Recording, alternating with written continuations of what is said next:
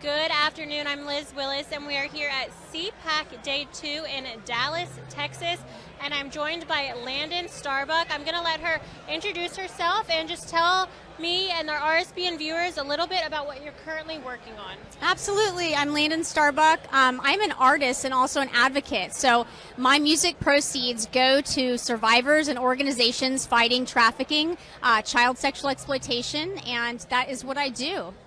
Wonderful. And you are, of course, you do a lot of great stuff, but I see a #1 fan in the audience. So it looks like we also are married, correct, to the Tennessee's future congressman for District 5. That's District right. 5. And that was Landon Starbuck. We just interviewed him.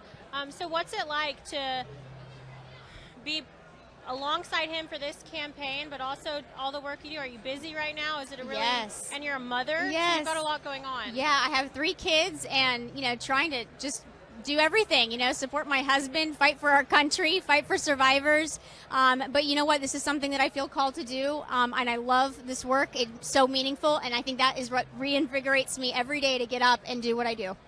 And if you had to choose right now, what would you say is what passion project are you currently focusing on the most? Yeah, so I do an IG Live series called Freedom Warriors. And so it's giving survivors a voice. And we hear from them. We hear about policy. We hear about experts that are in the fields of protecting kids online.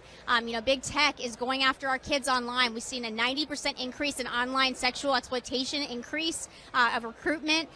Reports of child exploitation, sexual exploitation to the National Center for Missing and Exploited Children. So these are the kind of things that I want to inform people on and give others a voice so that we can inform the public and get people active in fighting, promoting policies that fight this.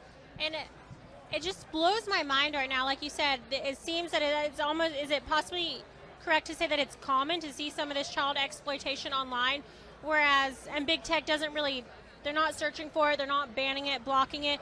But if I were to post right now that's something that said Trump won, that would immediately get flagged. My account could be banned. So what do you think is the reason for this just unfairness online? Well, protecting children is a last priority for big tech. And in fact, it's quite the opposite. They actually profit off of the rape and exploitation of our children. There's victims who still, to this day, can't get their exploitation material off of there. We have algorithms on Google that actually help promote this kind of disgusting, immoral, depraved content. So until big tech is held accountable, until we have things like the Earn It Act approved and passing in Congress and in the House and the Senate, we're not going to be able to hold these people accountable. So that is why this work is so essential and so needed, because they have to be held accountable because they are profiting off of this. It's a whole other ballpark. Absolutely disgusting. It almost seems like it's taking a back burner when it comes to politicians raising awareness for what's going on. So is there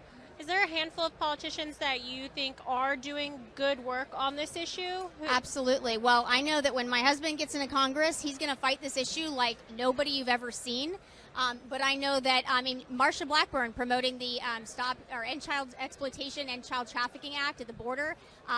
We have great fighters rising up right now. We have Lauren Boebert. We have people calling this out. And I think the more that they get informed on this issue, the more we can take action. And, we have bipartisan support on the Earn It Act, which is the first step in holding big tech accountable for CSAM, which is child sexual abuse material. So that is the very first step, and we have to get everybody on board.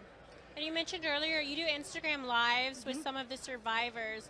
Is there any type of common theme, that something that they've gone through that they want to see different? What is it like for them to have to live through this and to see that not much is getting done? Right. And also, how can people tune in to watch this? I think it's very important to raise awareness. I, for one, definitely have.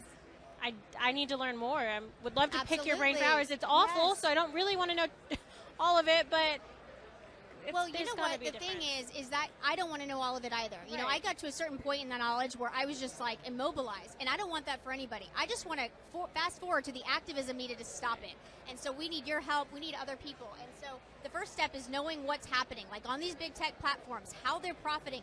I will explain that. I have survivors on explaining that. We can empower you to take charge, to hold your legislators accountable, and make sure that they're fighting this issue and tell them what they need to prioritize it. If they don't hear from you and I, they don't prioritize these issues. They don't know about them. So it's our job. We are very powerful voices to elevate it, platforms like this are essential in getting this message out. And you so think thank you. big tech is fully aware that they are Yes. raising money off this exploitation? They know it, they're aware of it, and they don't care? In 2013, there were 32,000 shares of infant rape on Facebook.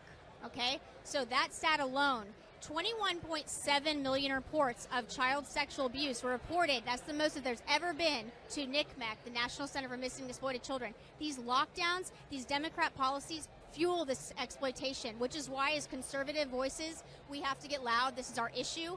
We know what's needed, and our policies directly align with what's needed to combat the epidemic of child trafficking and slavery, modern day slavery in our country. Incredible. I can tell you're super passionate about this, and I wish you luck with it.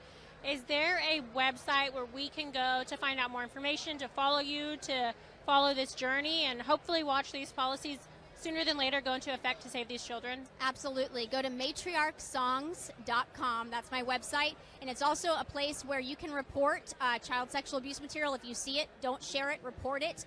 And there's other great resources. I work with Nicosi, the National Center on Sexual Exploitation. We're doing a online free global summit with leaders in the field fighting this. So it's a great resource, great education. And there's plenty of resources available on my website, so you can visit there. God bless you for the work you're doing. It's one of those things where, again, nobody wants to have to do it, but somebody needs to. So thank you so much. Thank you so much for talking about this issue. Of course.